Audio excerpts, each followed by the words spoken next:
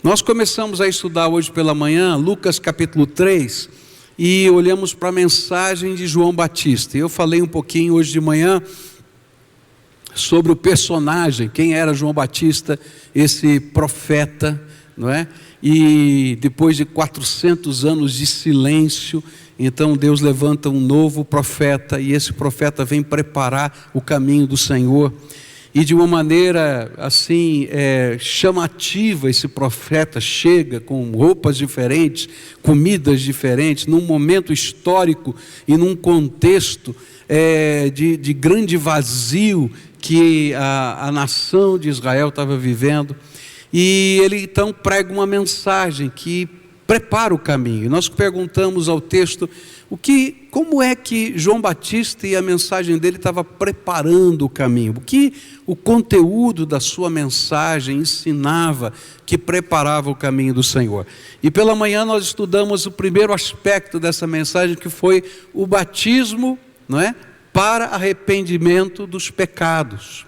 E aí nós estudamos aqueles 4 valores que eram da pregação do batismo de arrependimento, que envolvia a conversão, então uma mudança de ideia de que só pelo fato de eu ser descendente de Abraão, isso já era suficiente, porque na promessa de Abraão havia suficiência para a remissão de todos os pecados, porque se faltasse alguma coisa na nossa justiça, a promessa de Abraão era suficiente. Muitos judeus daquele tempo criam nisso, e ele diz: não, olha, se o rei e o reino não estiverem no seu coração, não tem justiça.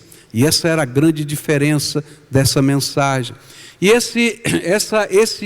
essa conversão que buscava esse rei, esse reino no coração, envolvia o sentimento de que o dia do Senhor estava chegando e ninguém estava preparado, e era preciso que os pecados fossem perdoados. E então, nesse arrependimento vinha também a confissão de pecados. Eu falei que essa confissão era pública. Antes de serem batizados, as pessoas falavam os seus pecados, diziam o que estava acontecendo na sua vida. E então, depois deveriam ser batizados. E esse batismo era algo assim inusitado no contexto do judaísmo, porque somente um pagão era batizado antes de ser circuncidado. E agora eles estavam dizendo: nós precisamos da mesma graça que um pagão precisa. E aí o batismo era o reconhecimento que não adiantava uma herança religiosa, mas era necessário um compromisso com Deus. Por isso o batismo nas águas é praticado até hoje, porque nós precisamos ter o nosso compromisso com Deus, a nossa própria identidade, não apenas a herança paterna, familiar, mas nossa própria identidade. Depois olhamos para quarto aspecto daquela mensagem, que era que não adiantava criar uma nova liturgia, era preciso que isso se transformasse em vida. E aí então ele vai começar a responder as perguntas. E eles perguntam: mas como é que vai transformar isso em vida? Ele diz: olha, se você tem 2 túnicas, não é? Se você tem comida, reparta. Ele não diz: se você for rico, reparta. E ele vai falar: olha, a nova vida faz da gente boa, gente que tem um coração bom, gente que aprende a viver liberalidade simplesmente porque quer ser uma bênção na vida dos outros. Aí chegaram os publicanos e perguntaram: e nós, né, somos cobradores de impostos? E ele disse: não, olha, você só vai cobrar o que foi estipulado. E eu expliquei isso hoje de manhã, que era uma coisa muito difícil, porque os cobradores de impostos faziam um leilão para comprar uma área onde eles podiam cobrar os impostos, e nesse leilão eles garantiam ao governo romano aquele valor. E então isso exigia que esses cobradores colocassem o valor que era pago aos romanos, quanto seria o salário deles para eles serem sustentados, e quanto seria para cada pessoa o imposto. Então isso envolvia uma ética, uma transparência, uma maneira de ser que seria incomum, ainda que fosse moralmente correto. O que eles faziam era imoral aos olhos de Deus. E aí então os soldados romanos dizem: e nós, como é que vai ser? E aí João Batista disse para eles o seguinte: olha, não extorcam ninguém, não pratiquem extorsão, não é? Vocês precisam olhar para as pessoas de uma maneira diferente, sigam só a verdade, não aceitem falso testemunho e se contentem com o seu salário, com o seu soldo.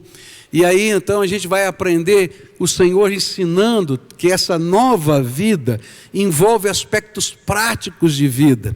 E nessa praticidade a gente vai aprender que quando a gente tem o contentamento com aquilo que Deus nos dá, a gente aprende a viver humildade, mesmo que tenha poder, porque a gente se vê como servo de Deus em toda e qualquer circunstância para abençoar as pessoas. E a gente tem um compromisso irrefutável, inabalável com o Deus da verdade e com a verdade de Deus em todas as circunstâncias. Mas não termina aí a mensagem de João Batista. E hoje à noite eu queria continuar e basear a minha meditação nos versículos 15 a 18 de Lucas capítulo 3. Lucas 3, versículos 15 a 18, onde a palavra do Senhor vai nos dizer assim: o povo estava em grande expectativa, questionando em seu coração se acaso João não seria o Cristo. E João respondeu a todos: eu os batizo com água, mas virá alguém mais poderoso do que eu, tanto que não sou digno nem de desamarrar as correias das suas sandálias. E ele os batizará com o Espírito Santo e com fogo. E ele traz a pá em sua mão, a fim de limpar a sua eira e juntar o trigo em seu celeiro, mas queimará a palha com fogo que nunca se apaga. E com muitas outras palavras, João exortava o povo e lhe pregava as boas novas. O segundo aspecto da mensagem de João Batista, tremendo, prepara o caminho do Senhor, é que só o Cordeiro de Deus que tira o pecado do mundo, só o Cordeiro de Deus que nos dá a salvação, tem o poder de cumprir uma promessa do Velho Testamento, de batizar as pessoas com o Espírito Santo de Deus. E o que eu quero estudar com vocês nessa noite é o que é o batismo do Espírito Santo de Deus na nossa vida. Como é que funciona isso? Como é que a gente recebe esse batismo? Como é que esse batismo se multiplica em graça na nossa vida? Porque essa era a mensagem distintiva de João Batista. Ele estava dizendo que ia chegar um tempo em que aquelas promessas que estavam lá no Velho Testamento iriam acontecer nesse tempo dos dias do Senhor, que ele estava preparando o caminho. Lucas deixa claro que João Batista sempre anunciou que ele não era o Messias. O Cristo esperado, ele não era essa pessoa. Ele era o profeta que prepararia os corações para receberem com fé o Messias. Porque só Jesus, através da cruz, poderia remir os nossos pecados. E por isso João afirmou, e isso está num texto paralelo, que é João capítulo 1, Evangelho de João capítulo 1, versículos 29 em diante. Ele diz assim: no dia seguinte, João viu Jesus vindo na direção dele e disse: aí está o Cordeiro de Deus que tira o pecado do mundo. E ele estava falando a respeito dele quando disse: depois de mim vem um homem que é mais importante do que eu, pois antes de eu nascer ele já existia. E eu mesmo não sabia quem ele era, mas vim batizando com água, para que o povo de Israel saiba quem ele é. E João continuou: eu vi o Espírito descer do céu com uma pomba e parar sobre ele. E eu não sabia quem ele era, mas Deus me mandou batizar com água e me disse: você vai ver o Espírito descer e parar sobre um homem. Esse é quem batiza com o Espírito Santo. E eu vi isso, e por esse motivo tenho declarado: que ele é o Filho de Deus. João Batista afirmava claramente: o Messias está aqui, é aquele ali. Ele apontava, é aquele ali.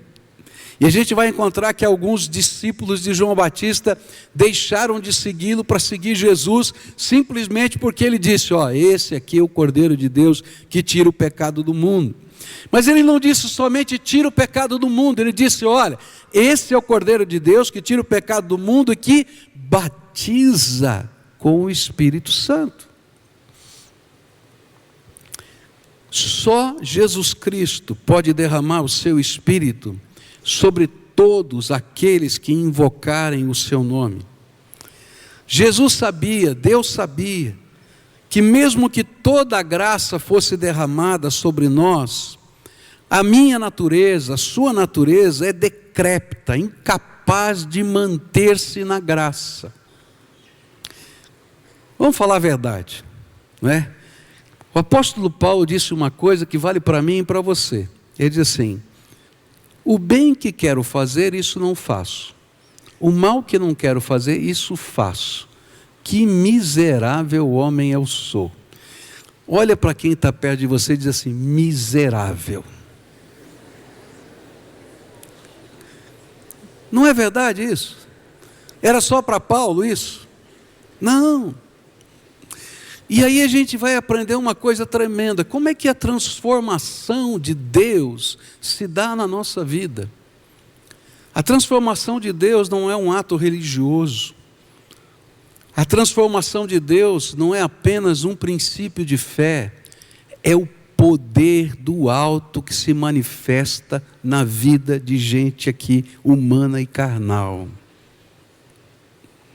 E é tão tremendo isso, porque à medida que o Espírito Santo vai trabalhando na nossa vida, nós vamos sendo transformados, e essa transformação é um processo contínuo e constante, que se em alguns momentos a gente, eu não sei se já aconteceu isso com você, né? Eu tenho que confessar que comigo já aconteceu.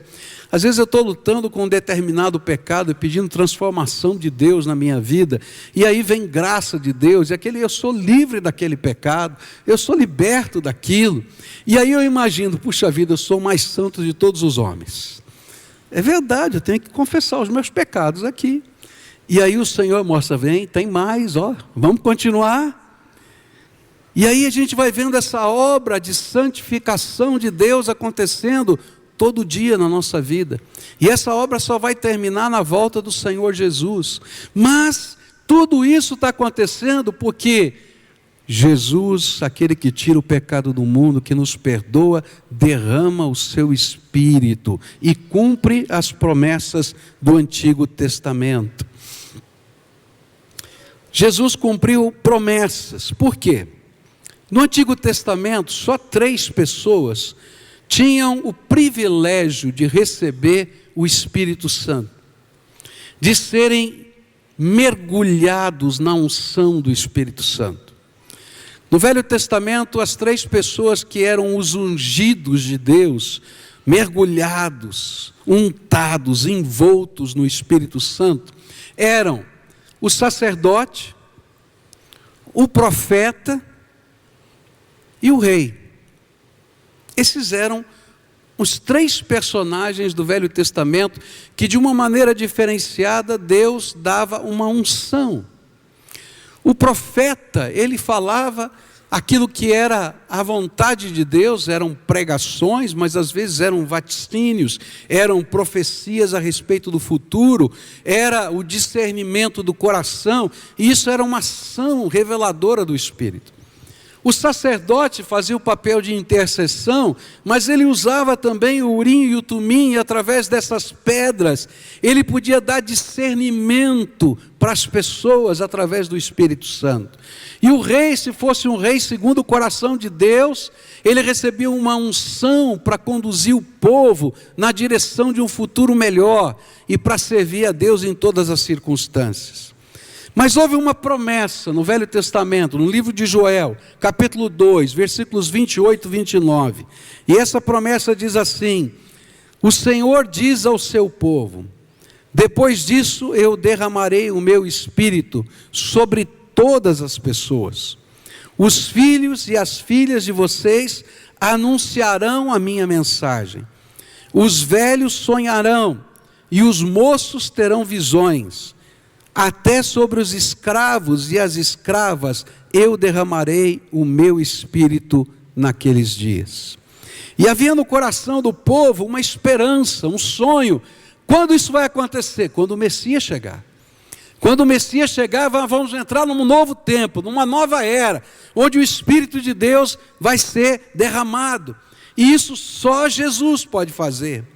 Jesus queria que uma nova natureza fosse implantada em nós. E a única maneira de termos uma nova natureza espiritual é se o Espírito de Deus habitar o nosso coração. E é por isso que a Bíblia usou como símbolo o batismo. Batismo significa mergulhar. A palavra era, o sentido clássico da palavra é mergulhar na água.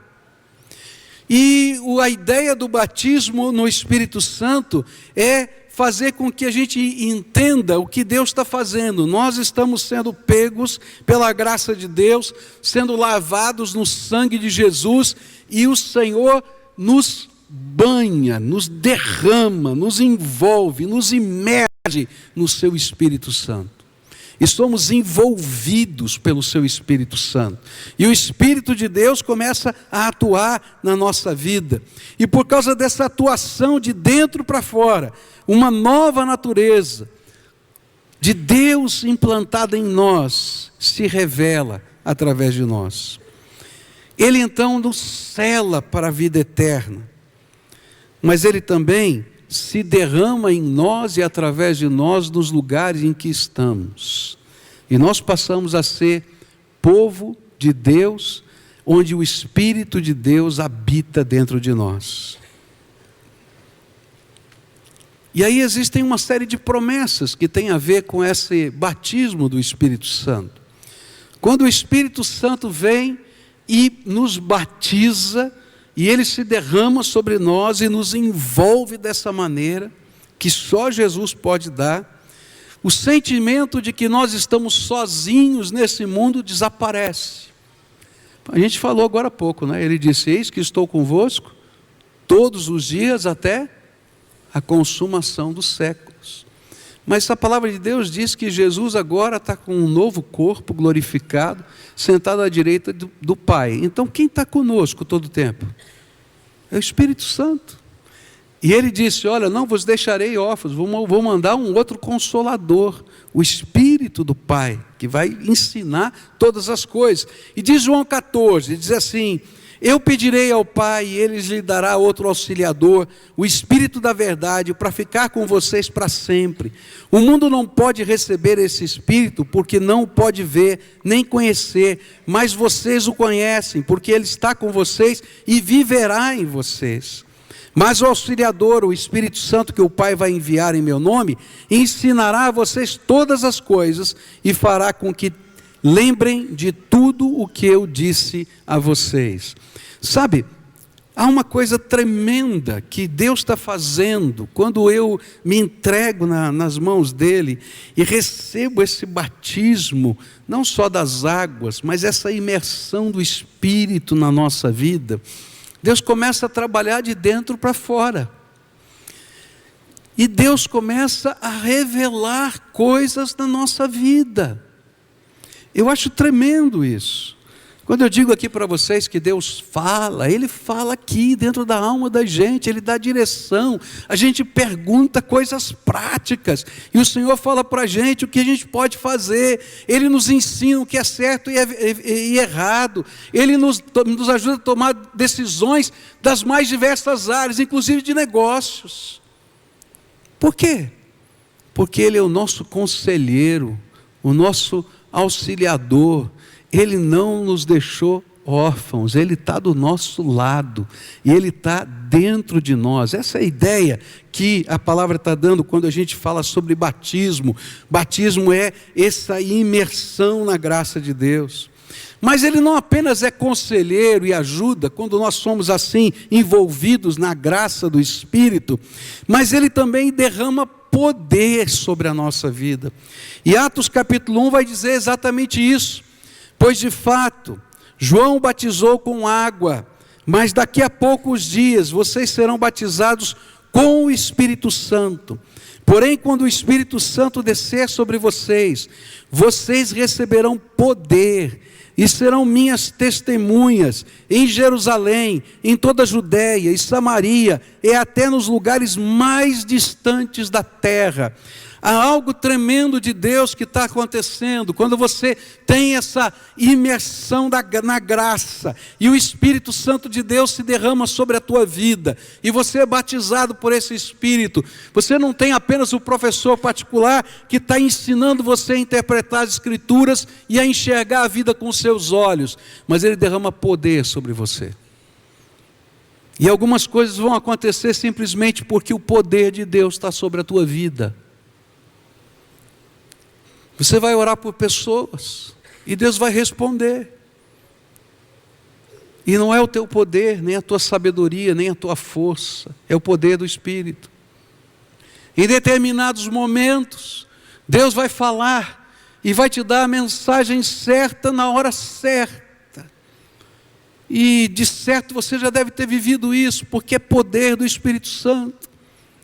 Você não é, quem sabe, um grande pregador, não tem estudado teologia e tantas outras coisas, mas o Espírito Santo vem e te usa poderosamente, e você percebe que a palavra de Deus está fluindo da tua boca e tocando os corações.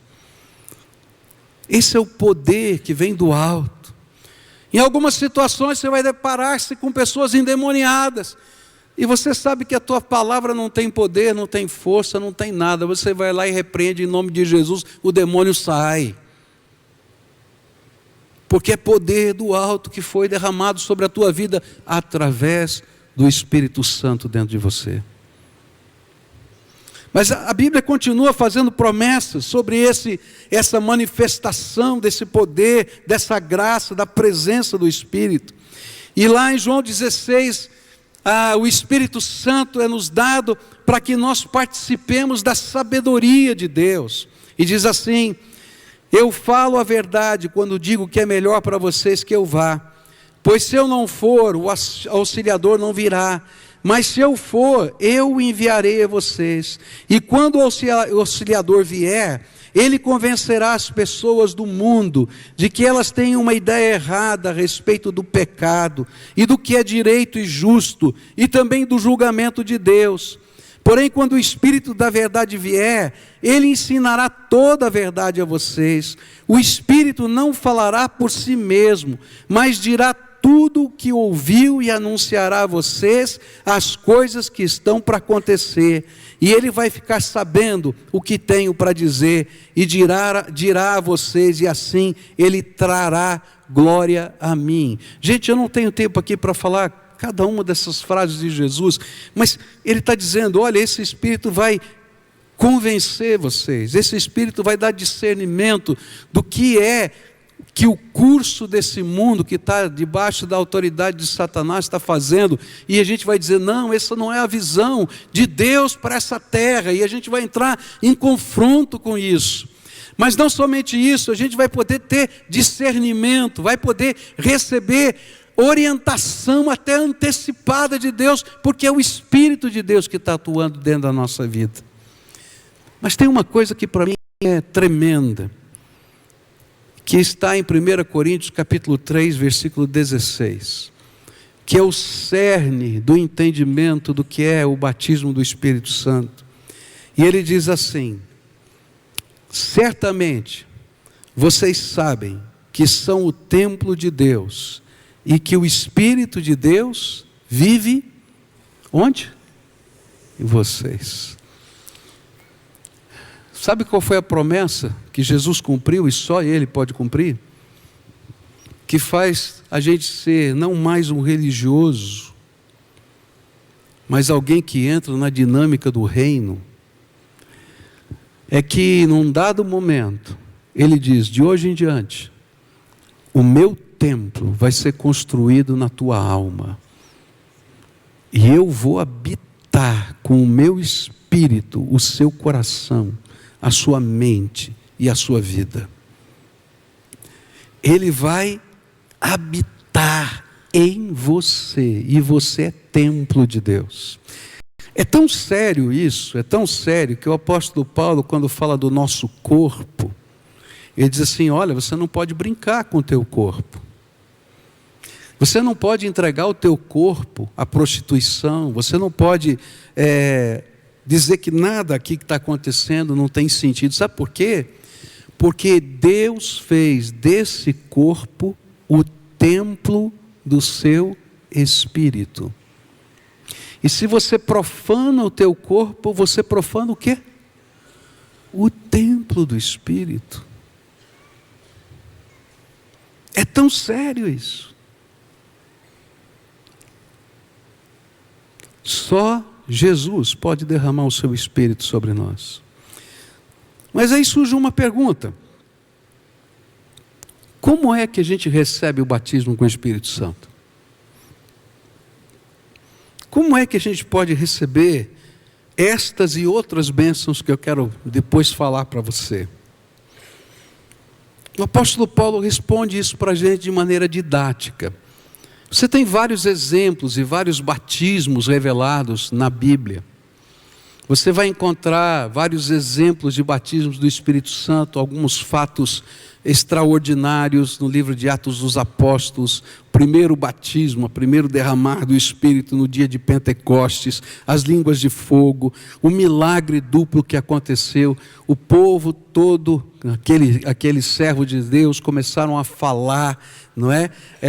Uma língua estática, alguma coisa que todos falavam ao mesmo tempo, e cada uma das pessoas estrangeiras que estavam naquele lugar ouviam o povo falar a mesma coisa na sua própria língua. E isso foi um milagre dos dois lados, o derramar de Deus, dizendo: o Espírito Santo chegou, começou uma nova era, um novo tempo. E de outro lado, o abrir do ouvido para que as pessoas pudessem ouvir a mensagem do Evangelho e entender. E esse era o grande poder do batismo que estava sendo derramado, a possibilidade do Espírito agora dar entendimento às pessoas da mensagem do Evangelho. Depois você vai encontrar esse batismo se repetindo nas várias nacionalidades diferentes, porque os cristãos de Jerusalém não acreditavam que gentios pudessem, samaritanos ou gentios pudessem ter a mesma bênção de que um filho de Abraão, apesar da mensagem de João Batista ser tão clara. E então o Senhor faz com que o mesmo fato que aconteceu em Jerusalém se repita em Samaria, se repita nos lugares entre os gentios, para que todos pudessem entender que a mesma bênção estava sendo derramada. Quando você chega em Atos 10, você vai encontrar Pedro sendo questionado: por que você entrou na casa do centurião romano? Por que você ofereceu o batismo para um gentio? E ele disse assim: como eu podia não oferecer o batismo nas águas, quando naquele mesmo instante que eu estava pregando, a mesma coisa que tinha acontecido conosco aqui em Jerusalém, aconteceu lá também. Se o Senhor não lhes negou o Espírito Santo, como é que eu poderia negar a água? E aí ele vai trabalhando. Mas é o apóstolo Paulo que ensina didaticamente à igreja como é que isso acontece. Quando o Espírito Santo entra na nossa vida, como é que a gente faz para viver debaixo dessa dimensão, dessa graça? E aí ele vai dizer em Efésios capítulo 1, versículos 13 em diante. Ele diz assim: a mesma coisa aconteceu também com vocês. Quando ouviram a verdadeira mensagem, a boa notícia que trouxe para vocês a salvação, vocês creram em Cristo, e Deus pôs em vocês a sua marca de propriedade, quando lhes deu o Espírito Santo que Ele havia prometido. O Espírito Santo é a garantia de que receberemos o que Deus prometeu ao seu povo, e isso nos dá certeza certeza de que Deus dará liberdade completa aos que são seus. Portanto, louvemos a sua glória. Como é que acontece esse derramar do Espírito sobre a nossa vida? Paulo vai ensinar de maneira bem didática. Ele diz assim: primeiro a gente ouve a palavra.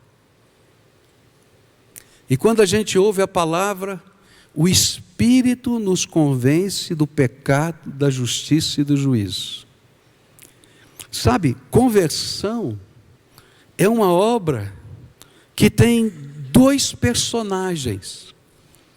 De um lado tem o Espírito Santo, e de outro lado tem você. Quando a palavra está sendo anunciada, o Espírito de Deus bate na porta do nosso coração. Por isso a Bíblia vai dizer: se hoje ouvirdes a sua voz, não endureçais o vosso coração. Porque o Espírito de Deus é que convence. E se o Espírito de Deus não estiver trabalhando, a gente não tem conversão.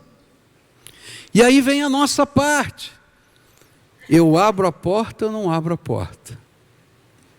E aí então eu ouço a voz do Espírito, respondo essa voz do Espírito, deixo o Espírito trabalhar na minha vida. E esse é o primeiro passo para ser cheio, para ser batizado com o Espírito Santo.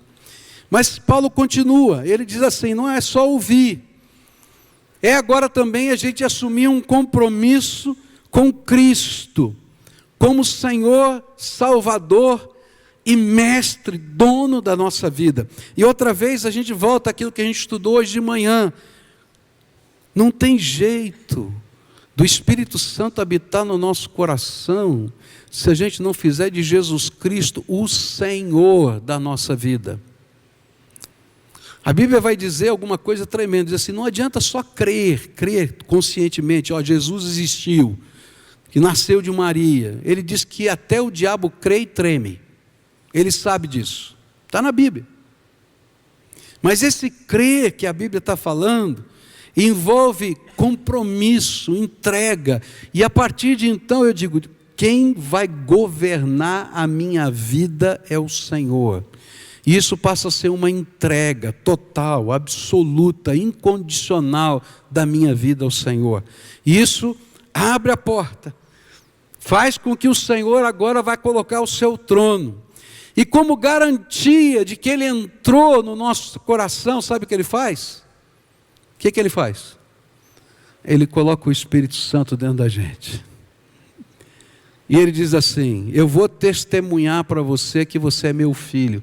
E a Bíblia vai dizer que a partir desse momento o Espírito de Deus testemunha ao nosso espírito que nós somos filhos de Deus. Se o Espírito de Deus não estivesse habitando em nós, eu não entenderia que eu tenho certeza da salvação. Eu só posso ter certeza da salvação se o Espírito de Deus testemunha no meu espírito que eu sou filho dele, ainda que eu seja pecador.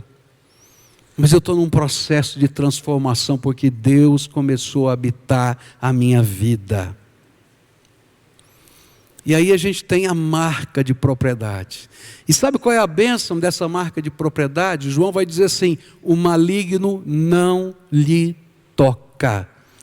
Olha, pode fazer a macumba que quiser, a boa cumba que quiser, o que você quiser, não pega, porque eu fui selado no Senhor, e o Espírito de Deus está na minha vida.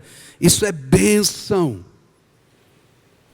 Não tem maldição que chegue, porque a gente foi selado, marcado, e somos agora habitação e templo do Espírito. Quem pode contra o Senhor que habita o coração da gente? Não é contra a gente, é contra o Senhor que habita o coração da gente. É o Senhor. Eu já contei a vocês, de uma família que começou a frequentar a igreja, e essa família começou a ter envolvidas com seitas esotéricas, com macumbaria, etc. E à medida que eles começaram a frequentar, coisas estranhas começaram a acontecer na casa deles. E um dia eles chegaram lá, a filha estava possessa. E havia um cheiro ruim na casa, uma coisa muito estranha. E aquela senhora que tinha acabado de chegar de um culto, de oração, ela não conhecia muita coisa, ela não sabia quase nada do Evangelho. Ela tinha tido uma experiência. Ela olhou para aquilo e disse: e agora? O que eu vou fazer? E ela lembrou do que ela tinha ouvido aqui, que ela podia invocar Jesus para ser o Senhor da vida dela e da casa dela, e que Jesus era o Salvador, e que Jesus era aquele que libertava. E ela simplesmente disse: Jesus, eu não sei o que fazer, eu só posso dizer: vem para cá, para a minha casa. Jesus, entra aqui nesse lugar. Jesus, olha para minha filha, olha para minha família. Jesus. Sabe por que eu estou falando isso? Porque a unção do Espírito é tremenda e Deus nos dá, é presente. E naquele dia a filha dela foi liberta, porque uma pessoa que não conhecia nada das Escrituras ainda, estava um bebezinho, já tinha sido selado pelo Espírito Santo da promessa. Mas sabe, tem um problema. Muita gente para aqui na leitura de Efésios e se contenta só com isso. E eu queria dizer que quem para aqui na leitura de Efésios e se contenta só com isso está perdendo. E está perdendo muito. Depois de Paulo dar essa dica maravilhosa de como a gente é batizado no Espírito Santo, ele vai ensinar para a gente um segredo, que às vezes fica esquecido, e que a gente não leva a sério. E ele diz assim, a partir do verso 17 até o verso 23 do capítulo 1 de Efésios, e eu vou daqui a pouquinho lê-lo. Ele começa a fazer uma oração, e essa oração é tremenda. Ele diz assim: peço que o Deus de nosso Senhor Jesus Cristo, o glorioso Pai, lhes dê espírito de sabedoria e de revelação no pleno conhecimento dele. Oro também para que os olhos do coração de vocês sejam iluminados, a fim de que vocês conheçam a esperança para a qual Ele os chamou, e as riquezas da gloriosa herança dele nos santos, e a incomparável grandeza do seu poder para conosco, os que cremos, conforme a atuação da sua poderosa força. E esse poder Ele exerceu em Cristo, ressuscitando-o dos mortos, e fazendo-o assentar-se à sua direita nas regiões celestiais, muito acima de todo governo e autoridade, poder e domínio, e de todo nome que se possa mencionar, não apenas nesta terra, mas também na que há de vir. E Deus colocou todas as coisas debaixo de seus pés, e o designou cabeça de todas as coisas para a igreja, que é o seu corpo, a plenitude daquele que enche todas as coisas em toda e qualquer circunstância. Quando Paulo termina de explicar sobre isso, ele diz assim: mas eu queria fazer uma oração por vocês, porque tem muito mais de Deus para vocês. Tem muito mais de Deus para vocês. Se você esquecer tudo mais que eu falei até agora, tá? Lembra só disso. Tem muito mais de Deus para você. E ele começa a orar assim: Senhor, abra os olhos desse povo para entender a grandeza do teu poder. Sabe, o Espírito Santo fez de você o templo, mas há alguma coisa tremenda que Ele quer fazer agora. Ele quer dominar toda a sua vida. Ele quer encher completamente você. Ele quer que você tenha experiências tremendas no poder dEle e na graça dEle. Ele quer que você não se contente apenas com aquilo que você recebeu na sua salvação, mas que você busque a unção dobrada, triplicada, quadruplicada. Sabe por quê? Porque Deus é infinito. Você não vai esgotar a grandeza e o poder de Deus na tua vida. Se você esqueceu tudo mais, lembra disso. Deus tem mais para você. Deus tem mais para você. Deus, naquele dia em que Ele sela você com o Espírito e derrama o seu Espírito, e o Espírito entra na sua vida, por isso que eu chamo de batismo, porque é o dia que Ele entra e faz de você o templo. Ele te dá pelo menos um dom do Espírito, para você começar alguma coisa, mas tem dons insondáveis de Deus. Tem graça que Ele quer derramar, que você ainda não experimentou.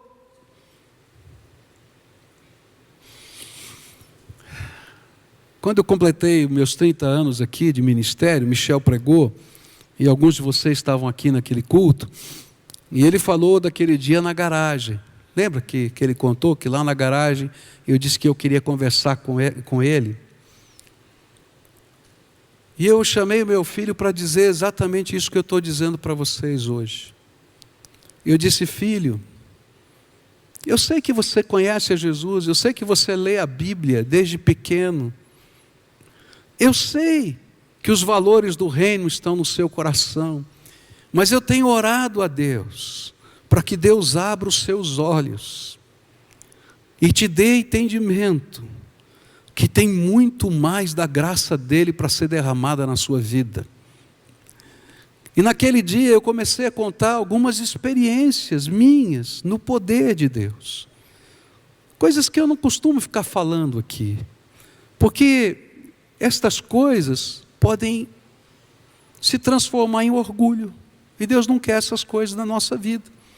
Mas naquele dia eu falei para o meu filho: filho, olha, aconteceu isso na minha vida, aconteceu aquilo na minha vida, aconteceu aquilo outro na minha vida, aconteceu isso.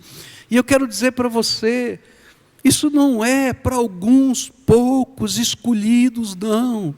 O Senhor abriu as janelas do céu para derramar o poder dEle de maneira indistinta, porque Ele não faz acepção de pessoas. Mas sabe, isso aqui agora é hora de busca, de inconformação, de desejo. E se você lembra da mensagem que o Michel pregou, não é? Falando de Eliseu, buscando porção dobrada do Espírito, e ele dizia: não vou sair de perto, né? Porque eu quero mais, eu quero ser o herdeiro desse dom profético. A gente tem que fazer assim: Senhor, abre os meus olhos para enxergar a grandeza do Teu poder. Senhor, abre o meu coração para buscar o poder da ressurreição atuando hoje aqui nessa terra. É isso que Paulo está falando. Senhor, Tu me destes esse dom, mas eu queria Te servir mais, então me acrescenta aquele outro, ou outro que o Senhor tenha no Teu coração, porque eu quero ser consumido pelo Teu Espírito aqui nessa terra. Agora toma cuidado, porque Deus começa a ouvir essa oração, e Ele começa a derramar graça e poder. Mas toda vez que Ele derrama graça e poder, não é para ficar guardado no armário.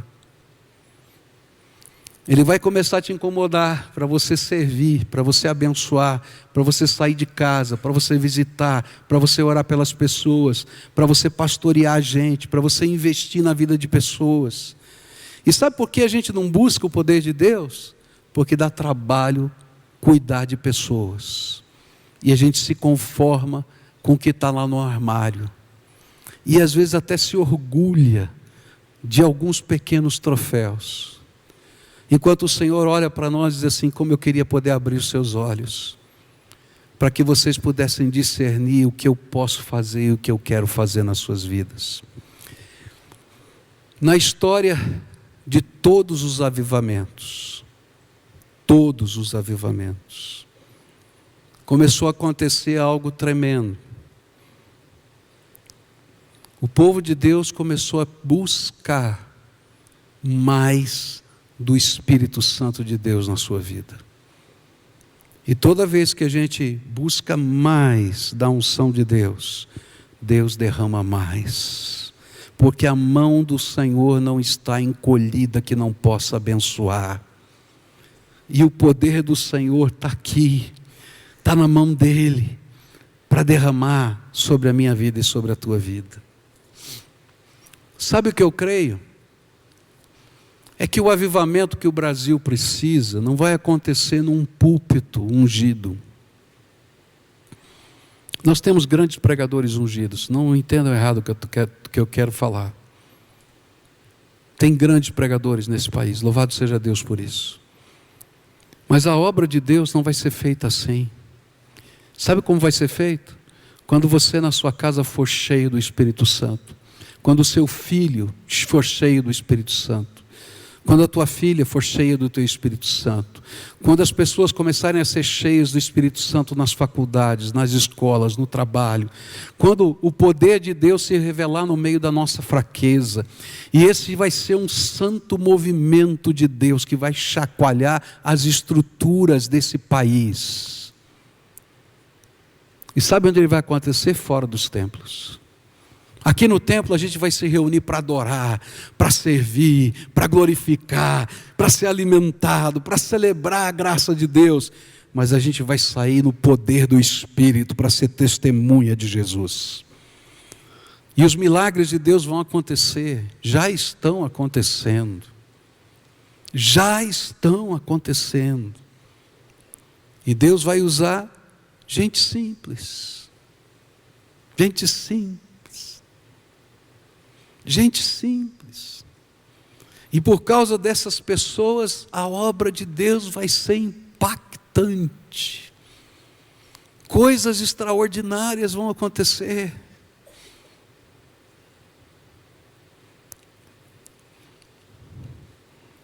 Você recebe o batismo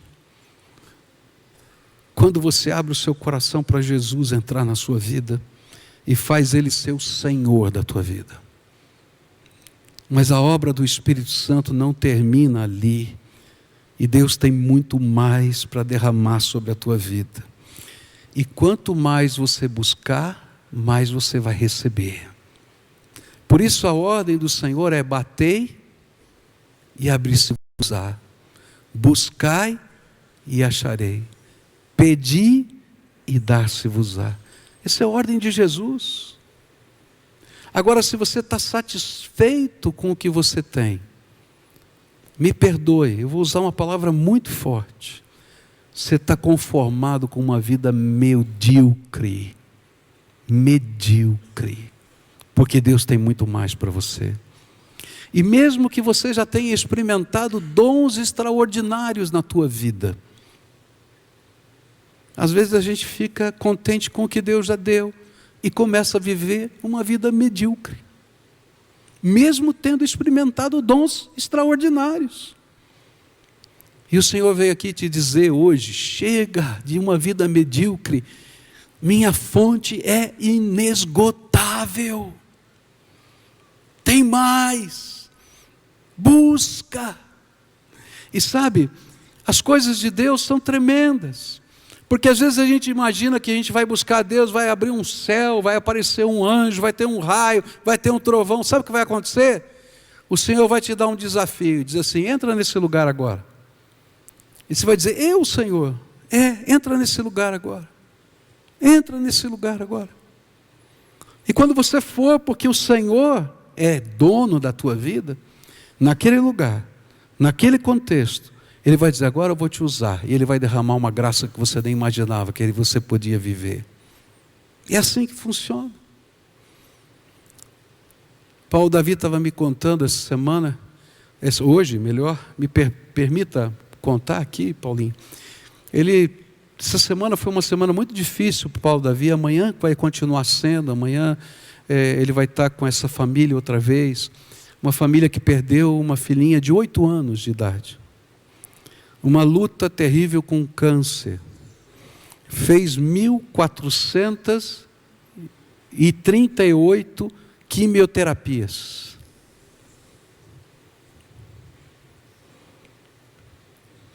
Pode imaginar. E estava no hospital já, no final. E aquela luta do nosso coração, né? Senhor, nós queríamos que o Senhor curasse. E a gente fica pensando nos milagres. E aí ele estava lá acompanhando, ele ficou 8 dias no hospital. Esse é um homem de Deus, a gente tem que honrar quem honra, né? 8 dias ele ficou com essa família no hospital. Ele entrava no quarto, saía do quarto, entrava no quarto, saía do quarto. E na quarta-feira ele estava no corredor, orando. E o Espírito de Deus falou com ele: olha, entra lá que você vai dar uma mensagem. E a mensagem que você vai dar é que eu estou vindo agora buscar essa menina. Aí ele se viu como Isaías falando, não é? Com o rei Ezequias. Eu queria levar outra mensagem. E aí ele entra no quarto e fala para a mamãe: eu estava lá e o Senhor me disse que Ele está vindo agora buscar a sua filha. Você quer perguntar alguma coisa? Ela disse não. E quando ela acabou de dizer não, a menina veio a falecer. Você vai dizer, mas que coisa esquisita é essa? Mas sabe o que é isso? É o Espírito Santo de Deus agindo. Filho, eu não curei a tua filha, mas eu não perdi o controle, porque eu já preparei a vida eterna para ela. E você pode descansar, porque ela está na palma das minhas mãos. E isso não é coincidência, é graça do Espírito. Agora, o poder do Espírito não vai se revelar quando você está sentado só na tua casa, olhando a televisão, não. Vai acontecer quando você estiver em missão, dizendo: o Senhor pode usar a minha vida, eu quero ser instrumento teu, virar palavra de Deus, virar poder de Deus. Algumas vezes serão curas tremendas, algumas vezes serão intervenções tremendas, algumas vezes será palavra de consolo e de ânimo, porque nesse mundo nós temos aflições, mas tem de bom ânimo. Jesus disse: eu venci o mundo. E quem vai ser o emissário de Jesus nesse contexto? Aqueles homens e mulheres cheios do Espírito Santo de Deus. Não se conforme com o que Deus já te deu. Se você esquecer tudo, lembra disso. Não se conforme com o que Deus já te deu. Tem mais. Tem mais. Tem mais. Tem mais. Tem mais. Eu sonho com um dia em que a gente não precise pregar uma mensagem como essa. Que a gente possa olhar pelos cantos dessa igreja, nas ruas, nos trabalhos, nas lojas, e encontrar um povo cheio do Espírito Santo, fazendo diferença, ministrando não só a palavra, mas os sinais de Deus que comprovam a palavra. Eu estava orando essa semana e perguntando para Deus: Senhor, como é que funciona essa questão? E aí o Senhor foi me respondendo nas Escrituras uma coisa tão tremenda. Ele disse assim: vocês são o sinal que eu deixei nessa terra. Os sinais de Deus são manifestos nessa terra através das nossas vidas. Por favor, não se conforme com o que você já tem. Tem mais para você.